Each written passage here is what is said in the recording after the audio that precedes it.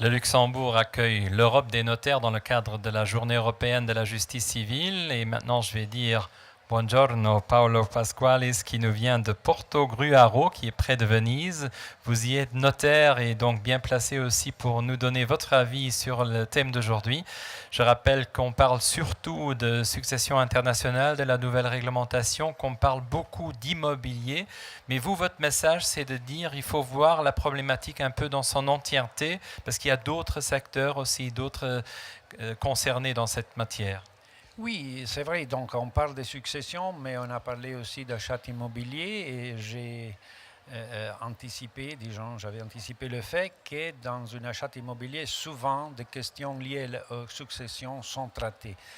Vous savez, aujourd'hui, dans tous les pays d'Europe, j'ai dit, souvent pour les raisons qu'on a des directives qui sont européennes, qui s'appliquent dans l'ensemble entier des continents, on a des règles qui sont souvent assez compliquées, même au moment de l'achat immobilier, pour des raisons bien sûr des tutelles de la famille, de l'environnement, pour des raisons de fiscalité, pour la nécessité d'avoir de financement de la part de la banque et tout ça. Donc ce sont des dossiers qui sont normalement traités d'un point de vue général et je dirais que nous, les notaires, nous sommes extrêmement bien placés pour le faire, disons, puisque les éléments qui sont souvent posés, les questions qui nous sont souvent posées se réfèrent aussi, même au moment même de l'achat de l'immeuble, à la succession future, à la situation familiale, divorce, séparation de corps, et donc tous ces éléments doivent être tenus en compte.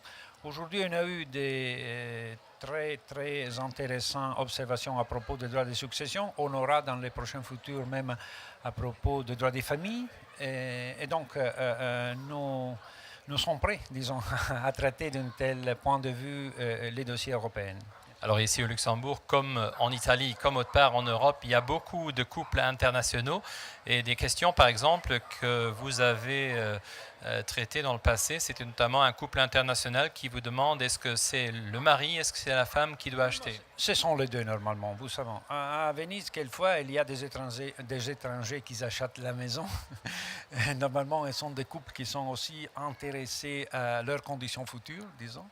Et donc, oui, les droits de succession surtout.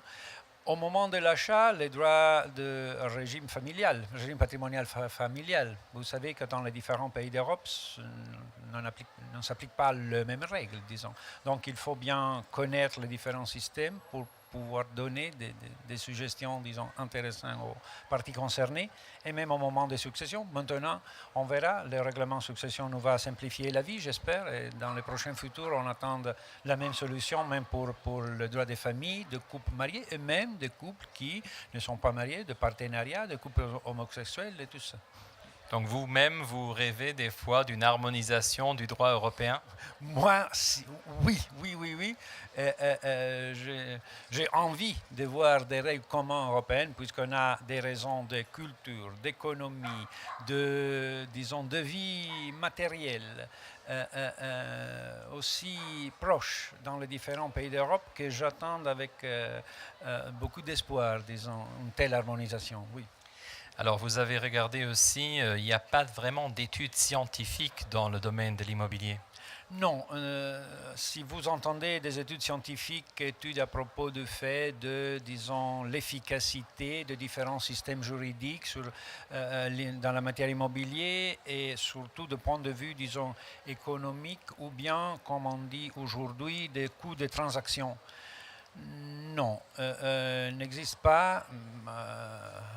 Tant que ne sont pas à ma connaissance, disons, des études scientifiques de caractère statistique, disons, dans lesquelles on peut bien dire il y a des systèmes qui sont plus efficaces des autres et tout ça, mais nous avons les seules données, disons, mathématiques que je peux vous donner, c'est la statistique de notre compagnie d'assurance en Italie.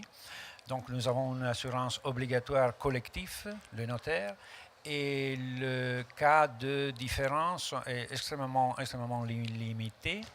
On a un chiffre que j'avais marqué ici pour mieux la citer, c'est les 0,0003% de contentieux après l'acte notarié. Donc nous sommes confiants sur le fait que le système de notariat des types latins, au mieux, comme on dit maintenant au niveau européen, le système de civil law notary, il marche bien, il fonctionne, il est en condition de donner aux parties concernées des renseignements, je dirais, complètes, à partir des droits de l'urbanisme jusqu'à la fiscalité, droit des familles, succession, intervention de la banque en cas de financiement, et avec des résultats qui sont efficaces.